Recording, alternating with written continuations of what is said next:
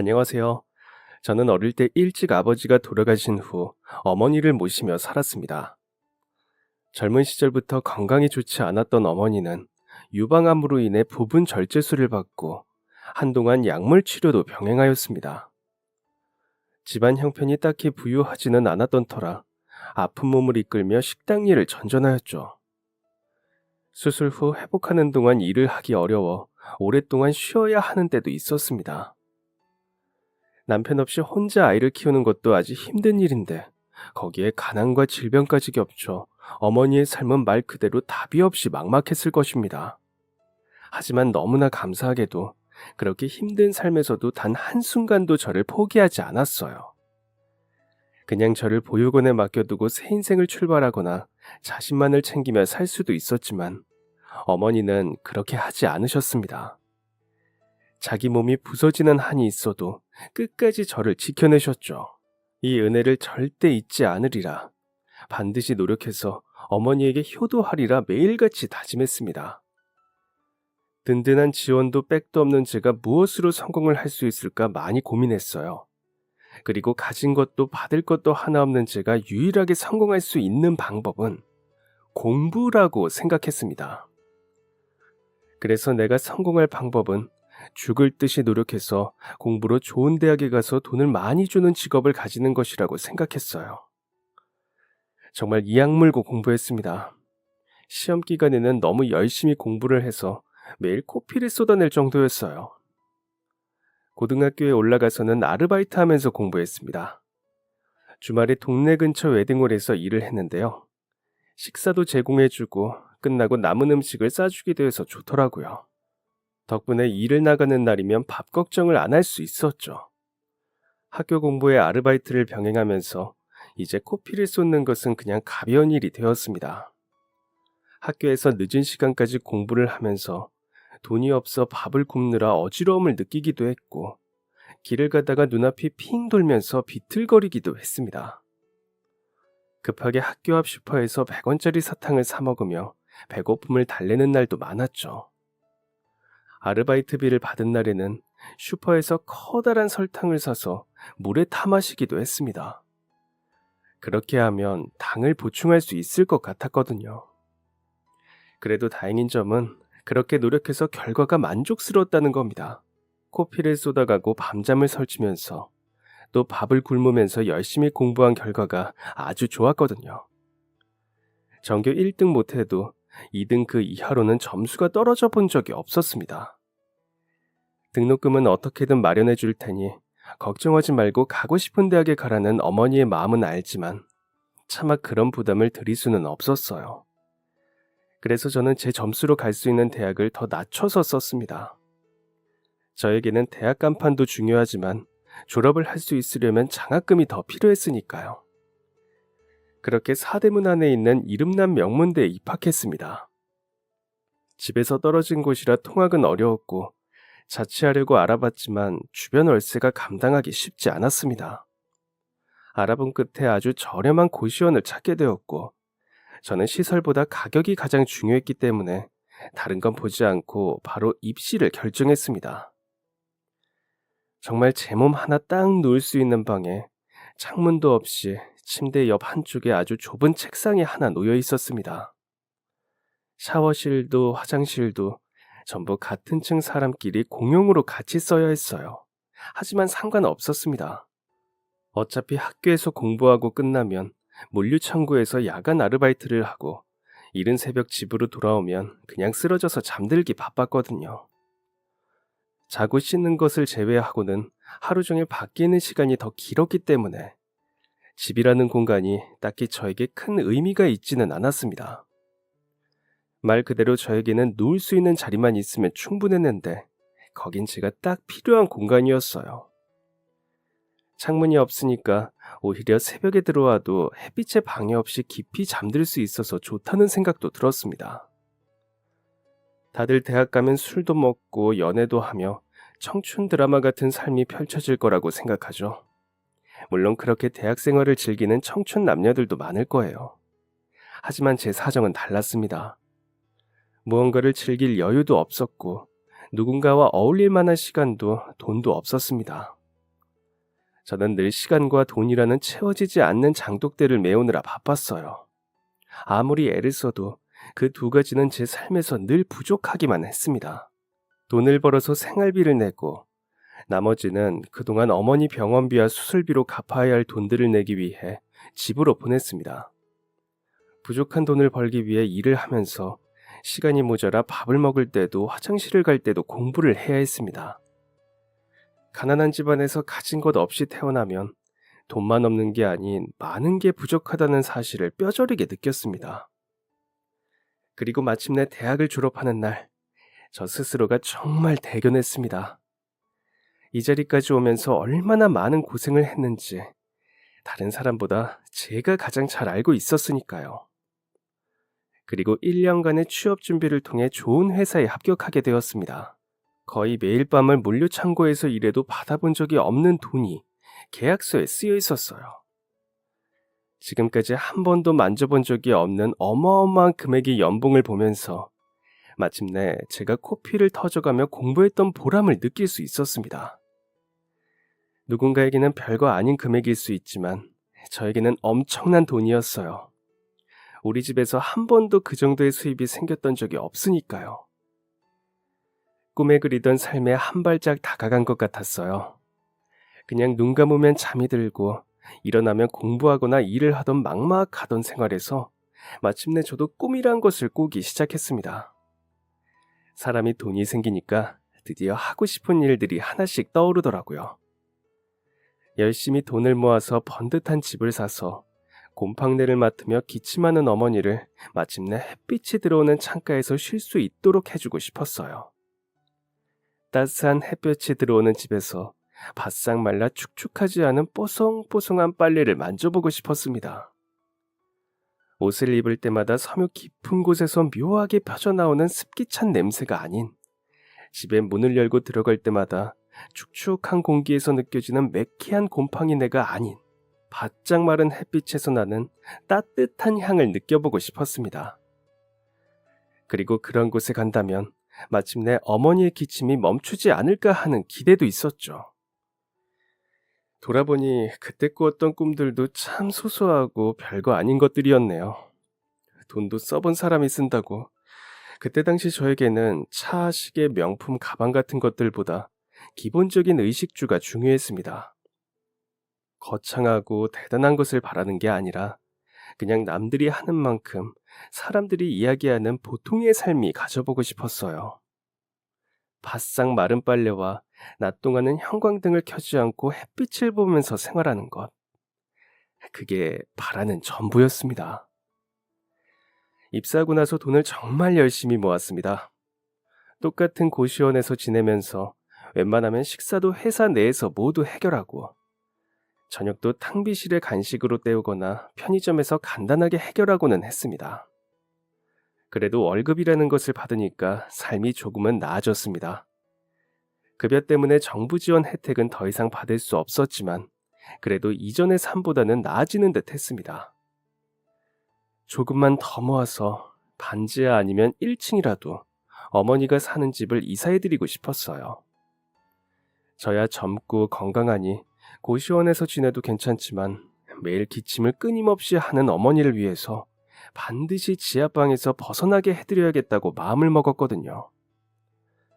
그렇게 2년 가까이 일하며 차곡차곡 돈을 모으고 있는데 한 가지 문제가 생겼습니다.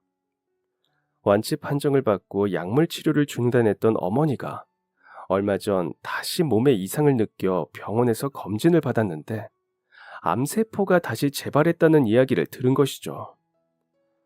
조직 검사를 통해 다시 확인해 보니 또 악성 종양이었습니다. 지난번은 종양이 발생한 일부만 절제했었습니다. 하지만 이번에 같은 곳에 다시 재발한 것을 보고 병원에서는 전체를 절제하는 것을 권하더군요. 전문가의 소견이 그러하니 저희는 딱히 선택권이 없었습니다.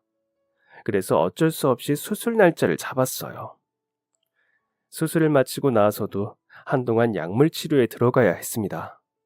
병원에서는 아무래도 어머니 혼자 건강관리를 하는 게 쉽지 않은 것 같으니 완전히 치료받는 동안이라도 요양병원에서 지내는 것은 어떤지 물어보았습니다.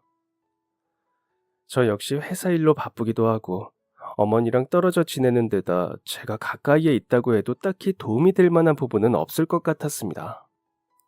식단부터 건강관리까지 더 체계적인 도움을 받는 게 좋겠다는 의견에는 동의했어요. 그래서 요양병원을 알아보기 시작하니 생각보다 만만치 않았습니다. 비용이 몇백만 원 단위더라고요. 제 월급을 쏟아 부어야 하는 금액에 할 말을 잃었습니다. 하지만 이후에 또다시 재발하거나 혹은 다른 곳으로 전이를 막기 위해서는 수술 후의 관리가 중요하다고 했습니다. 더 이상 무리한 수술과 치료를 반복하는 것은 어머니 몸에 좋지 않을 것 같아 재발과 전이를 막는 것은 포기할 수 없는 부분이었죠. 돈이 아깝다고 표현하기는 너무 불효자 같은 말이지만 큰 액수를 매달 부담해야 한다고 생각하니 눈앞이 캄캄한 것은 사실이었습니다.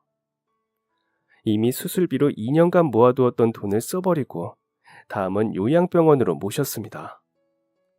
수술비에 병원 입원비 그리고 요양병원 비용까지 다시 밑 빠진 독에 불을 붙는 것처럼 돈이 바닥을 보이는 것 같았습니다.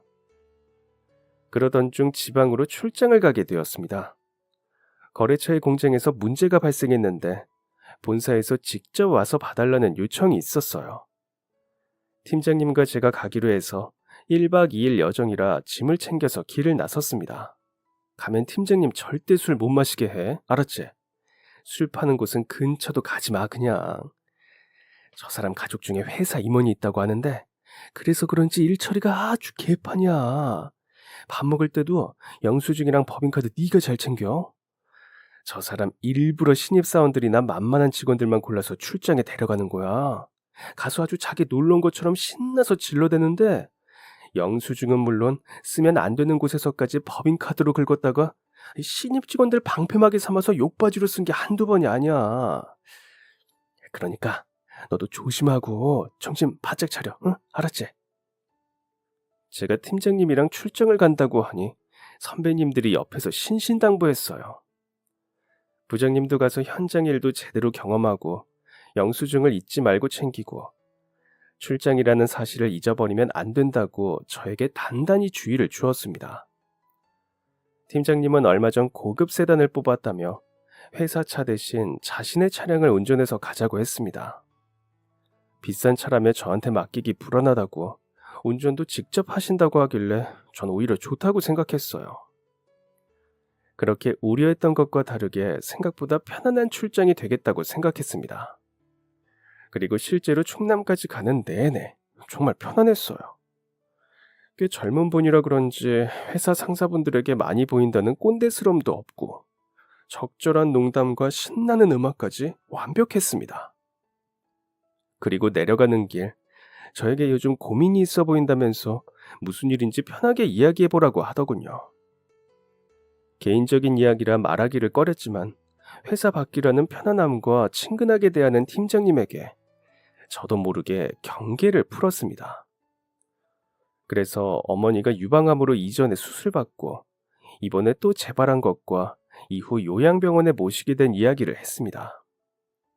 팀장님은 의외로 아주 진지하게 이야기를 들어주면서 자신이 아는 지인들의 사례도 들어주고 근처에 괜찮은 요양병원과 의사에 대해 알아보고 알려주겠다며 마치 친한 형이랑 여행을 가면서 이야기를 나누는 것처럼 답해 주었습니다.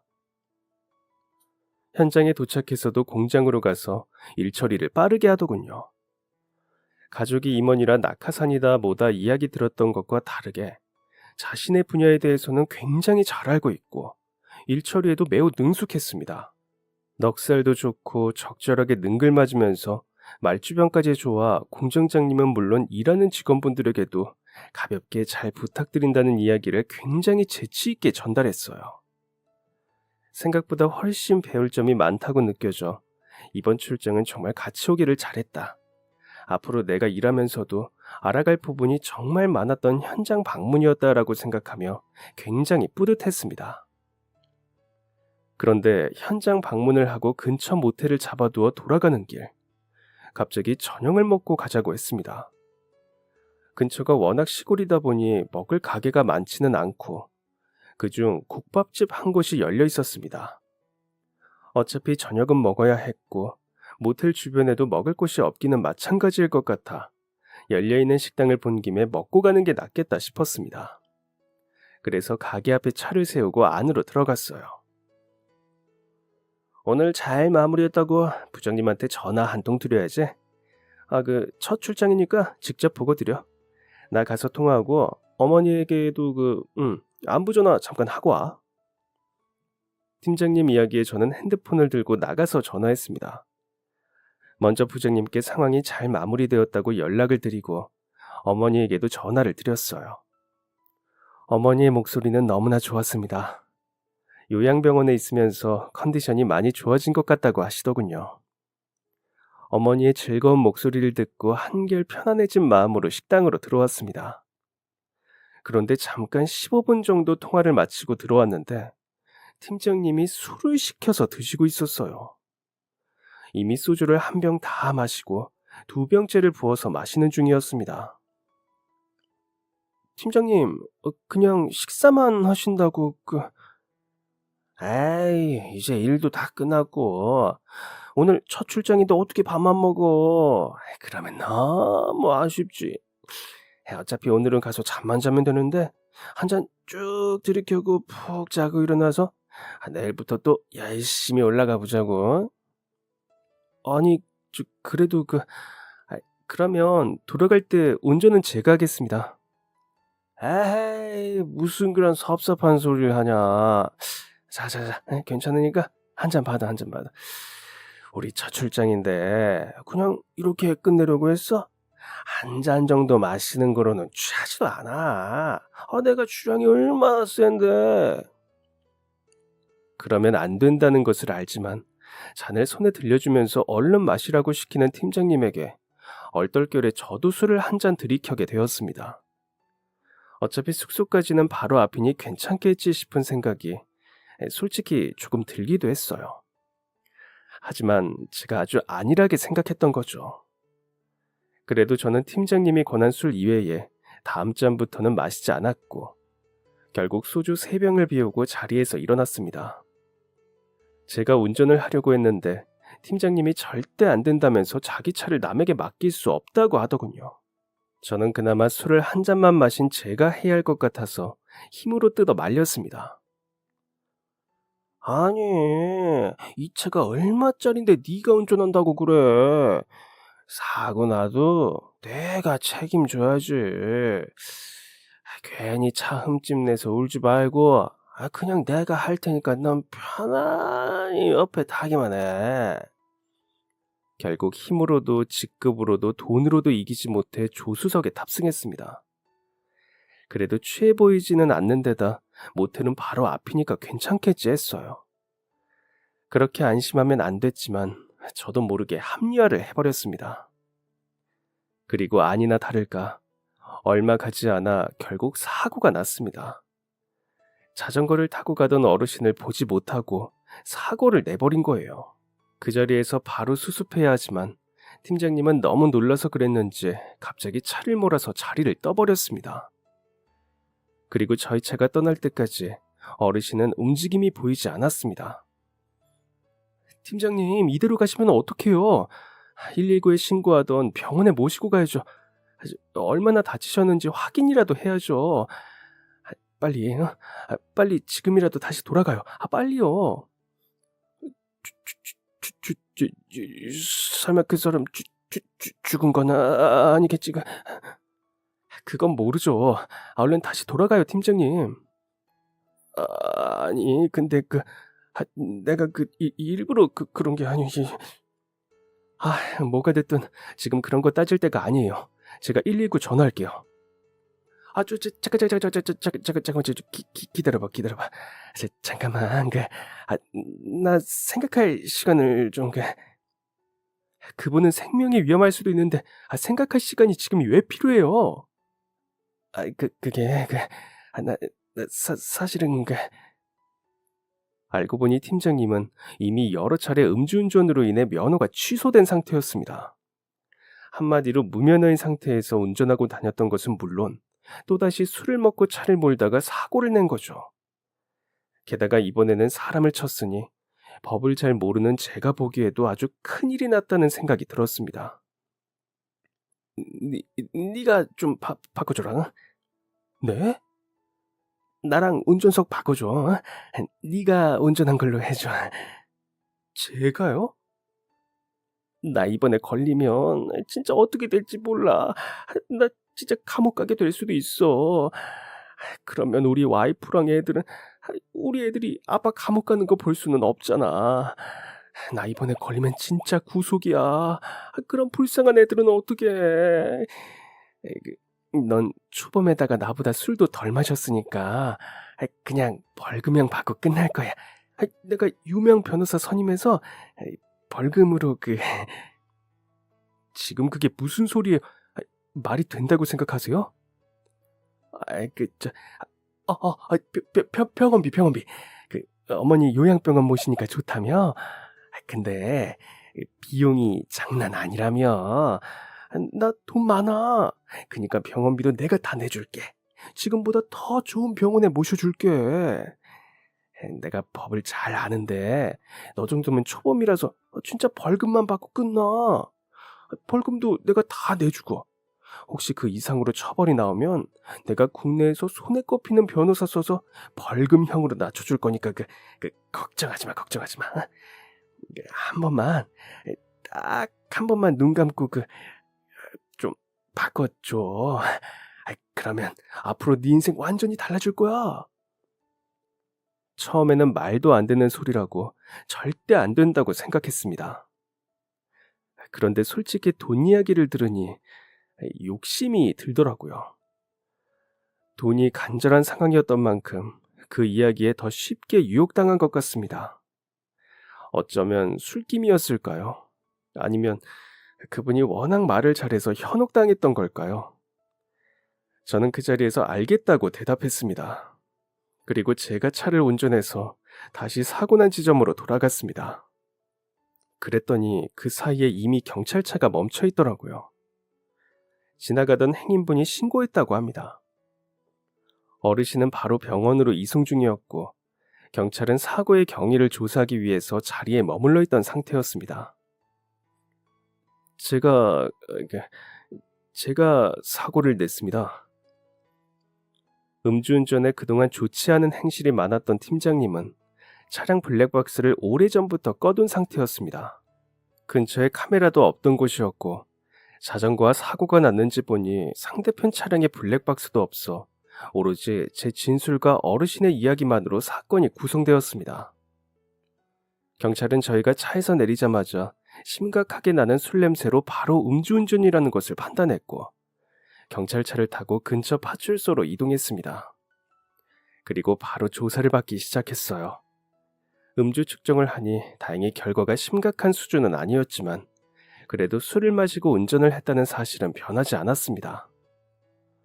정식으로 사고가 접수되었고 간편하게 끝날 것 같았던 사건은 생각보다 심각해졌습니다. 사고가 난 어르신이 자전거에서 떨어지면서 머리를 심하게 부딪혀 의식불명 상태에 빠졌거든요. 사건은 순식간에 살인미수냐 아니냐 하는 이야기까지 나왔습니다. 그 뒤로 모든 일이 빠르게 진행되며 저는 징역을 구형받았습니다.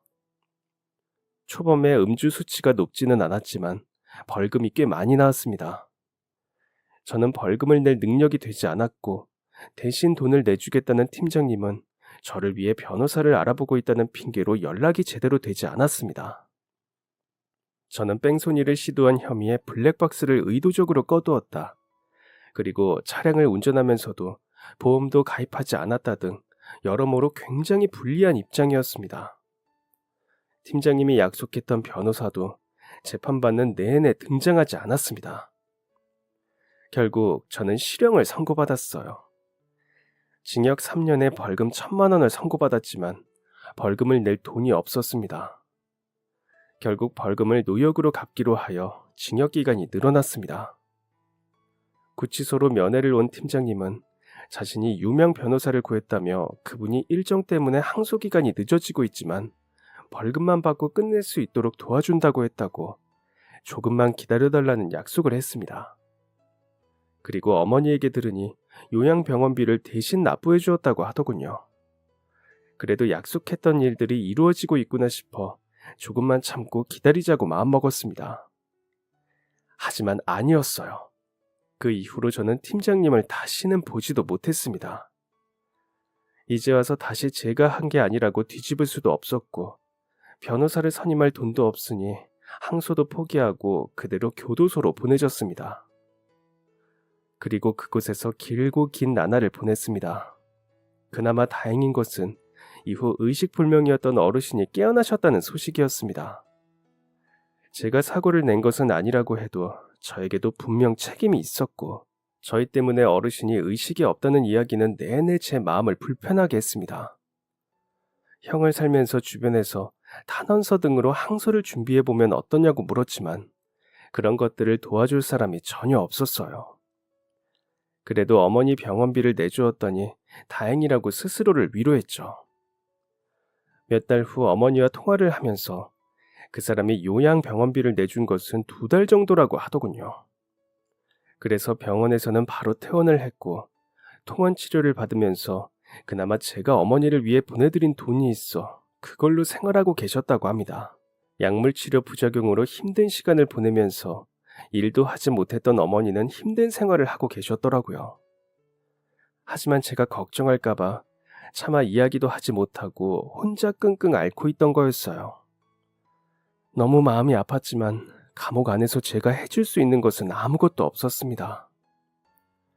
교도소 안은 날마다 규칙적이었습니다. 밥을 먹고 노역하고 다시 식사 시간, 그리고 취침, 매일 쳇바퀴를 도는 삶이었습니다. 그 안에는 정말 많은 사람들이 있었지만 터놓고 마음을 열 수도 편하게 이야기를 나눌 수도 없었습니다.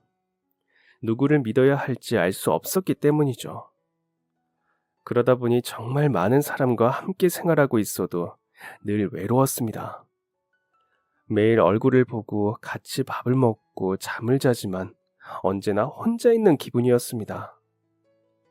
하루가 가는 게 마치 1년이 지나는 듯 했습니다. 그래도 시간이 흐르기는 하더군요. 1년이 지나고 2년이 지나니까 그래도 시간이 빠르게 흐르는 듯 했습니다. 저는 모범수로 6개월을 감형받았어요. 그래도 원래 나가기로 한 날짜보다 훨씬 빠르게 출소할 수 있었습니다. 원래 살던 집에서 꽤 먼 교도소로 배정을 받아서 출소하는 날 어머니는 오시지도 못했습니다. 그 사이 어머니는 힘들게 식당에서 일을 하면서 생계를 유지하고 있었습니다. 그래도 아들 집에 올 수 있게 해준다고 돈을 보내줄 테니 출소해서 가까운 은행에서 전화하라고 했습니다. 그래서 저는 출소하고 바로 근처에 있는 은행으로 갔어요. 하지만 제일 먼저 저에게 신분증을 달라고 하더라고요. 교도소에 들어가면서 아무것도 가져가지 않았던 탓에 당장 신분증이 없었습니다. 제가 방금 교도소에서 출소해서 신분증이 없습니다. 주소지를 이야기하거나 뭔가 다른 방법으로 통장을 만들 수 없을까요? 하지만 오히려 그 말을 하지 말았어야 했습니다. 제가 출소를 했다고 이야기하자마자 의심의 눈초리는 금방 확신으로 바뀌었거든요. 마침 제가 들어올 때부터 차림새 때문에 교도소에서 나왔다고 생각했다가 제 이야기를 듣고 범죄자라고 확신을 가진 것 같았죠. 마치 제가 교도소에서 나온 것이 아니라 무슨 심각한 전염병이라도 가지고 있다고 이야기한 것 같았습니다. 은행 직원이 소스라치면서 저에게서 최대한 멀어지려고 노력하는 것처럼 보였거든요. 불편한 표정을 보니 더 이상 여기는 있을 수 없겠다 싶었습니다. 그래서 바로 나왔어요. 신분증이 필요하다고 하니 얼른 그것부터 만들자 싶었습니다. 그래서 주민센터로 가서 이야기했더니 임시 신분증을 만들기 위해서는 사진이 필요하다고 했어요. 문제는 사진이 없었습니다. 혹시 이전에 발급받은 사진 자료가 있으면 그걸로 받을 수 없는지 부탁드렸지만 안 된다고 하셨어요. 가까운 사진관을 안내해 주셨지만 고민이었습니다. 제가 돈이 한 푼도 없었거든요. 그래도 이대로 있으면 교통비도 받을 수 없어서 통장을 어떻게든 만들어야 했습니다. 그래서 사진관으로 가서 제 사정을 이야기하며 간절하게 부탁을 드렸습니다. 제가 제가 정말 피치 못할 사정으로 교도소에 갔다가 출소했습니다. 어머니가 돈을 보내주신다고 하는데 지금 신분증이 있어야 통장을 만들어서 받을 수 있습니다. 신분증을 발급하려면 사진이 꼭 있어야 한다고 하는데 제가 돈을 받으면 바로 비용을 낼 테니 제발 한 번만 찍어주시면 안 되겠습니까? 부탁드립니다. 하지만 역시나 똑같았습니다. 제가 출소를 했다고 이야기하자마자 두려움 가득한 눈빛으로 변하더니 다시 소스라치게 놀라면서 전화기 옆으로 가까이 가기 시작했어요. 그러더니 저한테 안 된다며 얼른 나가라고 하셨습니다. 제발 한 번만 부탁드립니다. 제발요. 나가요. 당장 나가요. 안 나가면 신고할 거예요. 아니, 제가 뭘 잘못했다고. 당장 나가요. 경찰 부르기 전에. 저는 어쩔 수 없이 다시 발길을 돌려 나왔습니다. 막막했어요. 어떻게 해야 할지 모르겠더라고요. 그래서 다시 주민센터로 들어가 부탁을 드렸습니다. 제가 지금 돈이 한 푼도 없어서 사진을 찍을 수가 없어요. 혹시 사진 발급 비용이라도 좀 어떻게 도와주시면... 하지만 결론은 똑같았습니다. 결국 사람들의 차가운 시선만 받으면서 돌아서 나와야 했죠. 그리고 마지막으로 한 번만 더 용기를 내보자 싶어서 작은 은행으로 들어갔습니다. 들어가자마자 한 직원분이 친절하게 자신의 창구로 부르더군요. 제가 방금 출소해서 돈이 한 푼도 없습니다. 신분증이 있어야 통장을 만들 수 있다는 걸 아는데 신분증을 만들려면 사진이 필요하고 사진을 찍으려면 돈이 있어야 합니다. 어머니가 7만 원을 보내주시겠다고는 하는데 지금 그 돈을 받을 방법이 전혀 없습니다. 혹시 어떻게 다른 방법으로라도 통장을 만들 수 없을까요? 아니면 제가 돈을 받자마자 돌려드릴 테니 혹시 돈을 좀 빌릴 수 있을까요?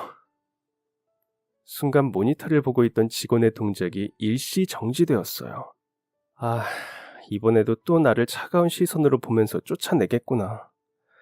저도 모르게 눈을 질끈 감아버렸습니다. 도저히 이제는 저를 보는 그 차가운 눈빛을 견딜 수가 없어서 먼저 돌아서서 나가야겠다 싶어 자리에서 일어났습니다. 그런데 그때 잠시만요. 잠시만 기다려주세요. 그러더니 그분은 급하게 자기 옷에 있던 지갑을 찾았습니다. 그리고 지갑 안을 확인해 보더니 그 안에 들어있는 현금을 전부 꺼냈어요. 지금 12,000원 정도가 있네요. 아마 이거면 사진이랑 주민등록증 신청 비용이 될 거예요. 제가 이거 드릴 테니 먼저 가서 사진부터 찍고 주민등록 신청하고 오세요. 그리고 임시 신분증을 달라고 하시면 되는데요. 그걸 가지고 오시면 제가 통장 개설 도와드릴게요. 저는 엉거주춤한 자세로 그분을 바라봤습니다. 저에게 돈을 내밀고 있는 모습을 보고 저도 모르게 눈물이 글썽거렸어요. 출소한 지 몇 시간 만에 처음이었습니다. 누군가가 저를 두렵거나 경멸하는 눈으로 쳐다보지 않고 도와주겠다고 선뜻 손을 내밀어주는 것. 이전에는 어렵다고 느껴본 적이 없었어요. 다른 사람에게 경멸받지 않는 게 이렇게 어려운 것이구나 처음 느꼈습니다. 저는 울먹이면서 그 돈을 받아들고 다시 사진관으로 갔습니다. 사진을 찍고 잠시 기다리니 바로 결과가 나오더라고요. 그리고 주민센터로 가서 마침내 신분증을 신청할 수 있었습니다. 그렇게 받은 임시 신분증을 들고 다시 은행으로 돌아갔어요. 그리고 드디어 통장을 개설할 수 있었습니다. 통장을 만드는 동안 저희는 이런저런 이야기들을 나누었습니다.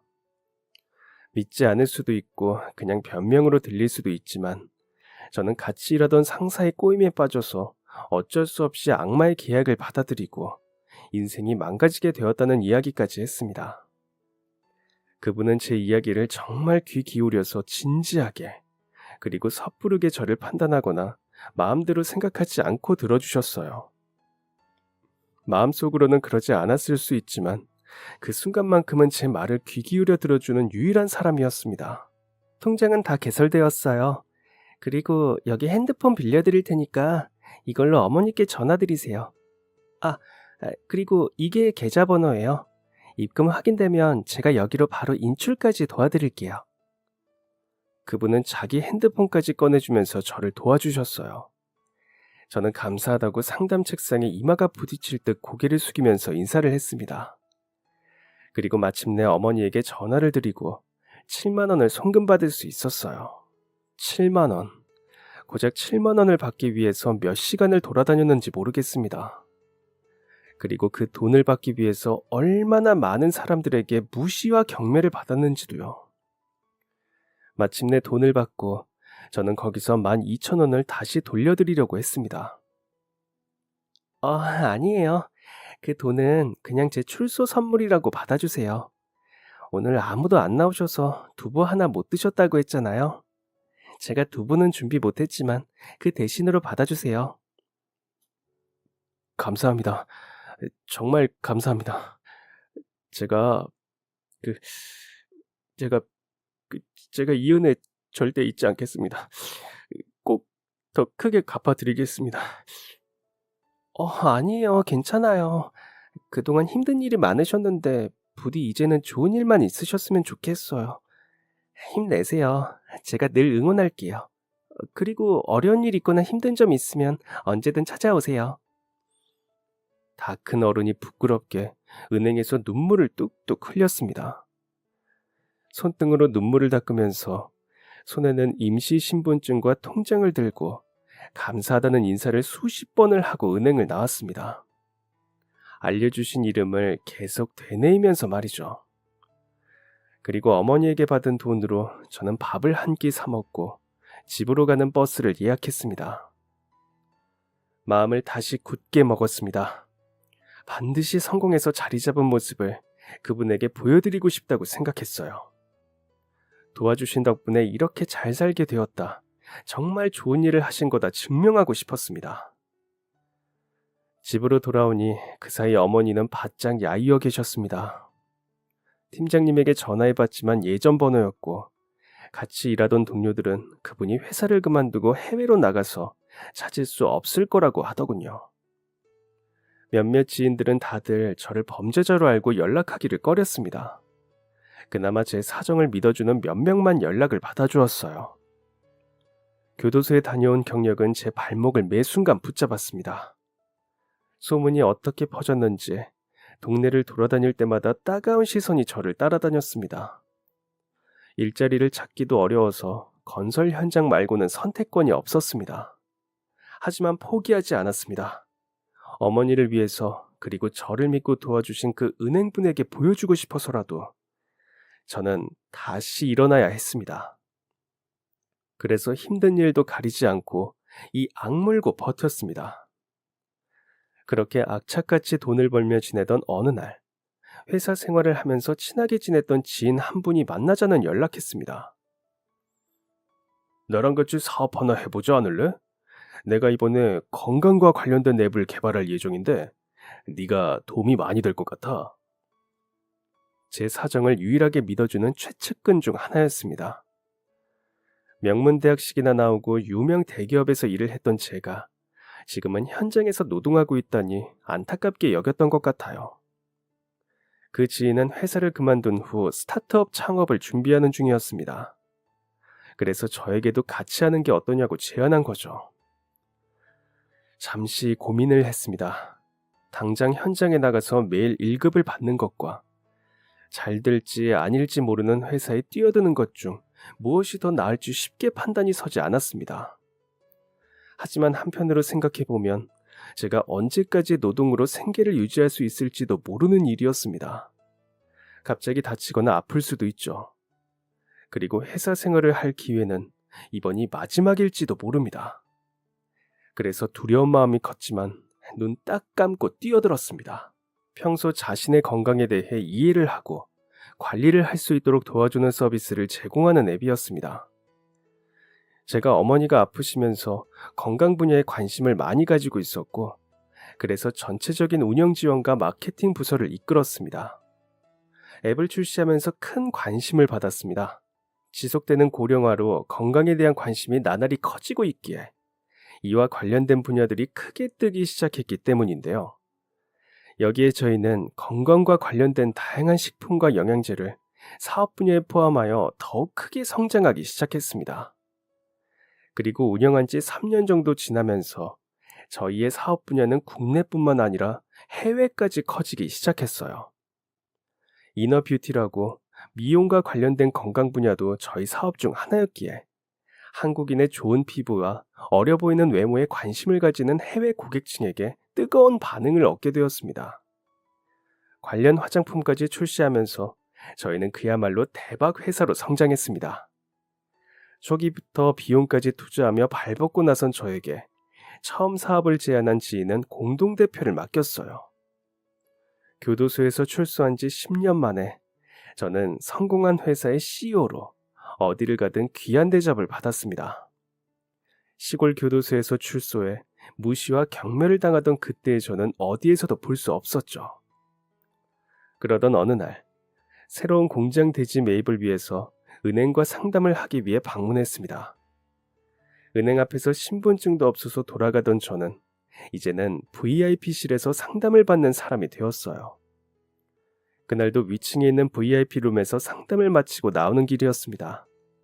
한 남자가 어깨가 잔뜩 처져서는 깊은 한숨을 쉬면서 문을 열고 나가는 것을 보았습니다. 그리고 저는 그 남자를 보자마자 달려가서 어깨를 잡았어요.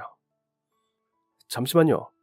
같이 내려오던 지점장님에게 설명도 하지 않고 저는 달려가 그 남자를 붙잡아 세웠습니다. 그분은 깜짝 놀란 얼굴로 저를 쳐다보더군요. 저는 그 사람의 얼굴을 정면으로 보자마자 그 자리에서 무릎을 꿇었습니다. 그랬더니 은행에 있던 모든 사람이 다 깜짝 놀랐어요. 그리고 제가 어깨를 붙잡았던 남자가 너무 놀란 얼굴로 저를 따라 주저앉았습니다. 괜찮으세요?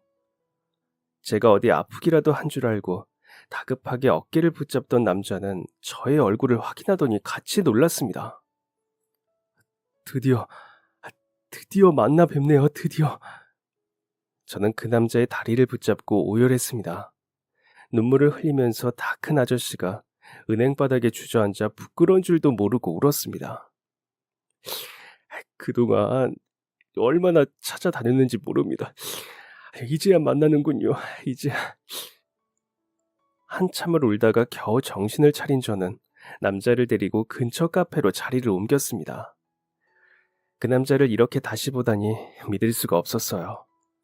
얼굴이 좋아 보여요. 양복도 멋진 걸 입고 계신 걸 보니 좋은 삶을 살고 계신 것 같네요. 덕분입니다. 그때 도와주신 덕분이에요. 그게 아니었다면 지금의 저는 없었을 거예요. 무슨 그런 말씀을. 제가 뭘 한 게 있다고요. 본인이 열심히 노력하신 덕분이죠. 잘 살고 계신 것 같아 정말 좋네요. 그동안 어떻게 지내셨어요? 그날 이후 1년쯤 뒤에 감사 인사를 드리고 싶어 은행을 찾았더니 그만두셨다고 하더군요. 많이 아프셨다고 하던데. 맞아요. 제가 폐암으로 척추에 종양이 전이됐습니다. 그래서 아주 오랫동안 치료를 받았어요. 거의 죽을 뻔도 했었죠. 척추 종양은 완치가 없다더군요. 계속 치료를 받다 보니 제 몸만 망가진 게 아니라 생활도 다 망가졌어요. 회사 그만둔 후 병원 생활을 하면서 돈을 정말 많이 썼거든요. 모아두었던 돈을 다 써버린 것도 부족해 아내가 힘들게 파출부 나가서 벌어온 것까지 다 써버렸어요. 한심하죠. 남편이란 게, 가장이란 게 돈을 벌어오지도 못하면서 오히려 아파서 쓰기만 하고 있으니. 제 딸은 자기가 쓰던 방도 뺏겼어요. 딸이랑 방 한 칸짜리 집에서 다 같이 지내고 있거든요. 중고로 나온 자식 책상 하나 겨우 쓰고 있어요. 이제 중학생이 되니까 자기 방이 필요할 것 같은데 은행을 돌고 돌면서 대출을 좀 할 수 있나 물어보니 제가 가진 게 너무 없어서 아무도 돈을 빌려주겠다고 안 하네요. 구직 활동도 하고 있는데 이제 나이도 들고 직장 그만둔 지도 오래되었다고 하다 보니 아무도 써주려는 곳이 없어요.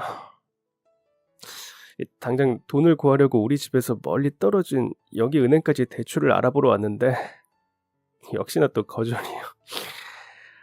참 운명이 참 야속하네요. 그동안 얼마나 힘드셨어요. 몸도 아픈데 돈 문제에 가족들까지. 제가 누구보다 잘 이해할 수 있습니다. 저도 같은 상황에 있어 봤으니까요. 오늘 여기 은행에 오셔서 비록 거절을 당하셨지만 제가 보기에 이건 운명입니다. 저희가 다시 만날 운명이요. 마침내 제가 그때 도움받았던 것을 갚을 수 있는 기회입니다. 그분은 이번 은행에서도 대출을 받지 못해 얼굴이 어두워지셨지만 저는 오히려 눈이 반짝였어요.